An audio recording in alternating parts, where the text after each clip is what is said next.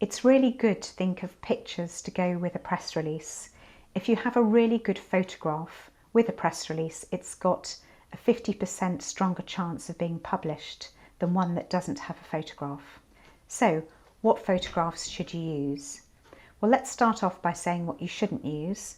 And even if you've bought the rights usage, never ever use any imagery from stock sources such as iStock. Why? Because if a publication chooses to use that imagery for editorial purposes, they may well be pursued for funds. And I've learnt the hard way actually, because I once had a lovely photograph which was borrowed actually by somebody and used for a publication, and they were pursued and they had to pay several thousands of pounds for the rights usage. So that was not an ideal situation. So learn from my mistakes, please. So in terms of what does make good imagery, obviously it needs to be imagery that you own the rights to. It really pays to have professional photography. If you're talking about individuals, have some good portrait photographs done.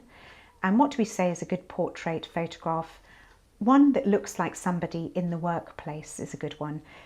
So yes, of course, head and shoulders, but perhaps if they're doing something, if they're working in a particular site, that's really helpful.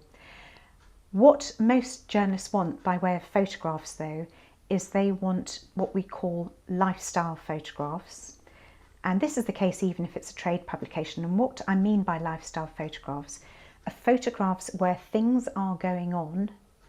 And unlike an advertising shot, people very rarely look straight into the camera. So one of the things, the nuances of photography is that people often think that all photography is the same, and it ain't. Basically, you can have great advertising photography, which tends to engage, almost looking into the camera. But good PR shots do not show people looking into the camera. They show people as though they've taken them in a real life setting, rather like social media shots, but they're not, they're done in such a way that they expand on the story that's being told. So, for example, if you were writing a story about ethics in the workplace, then you might want to have a photograph that showed a boardroom setting and clearly a bit of tension going on there.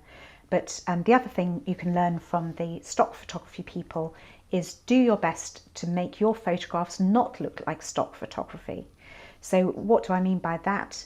Things that are over photoshopped, almost really lacking in any character because they've been so overworked, those are not good for PR purposes. People want really nitty-gritty shots.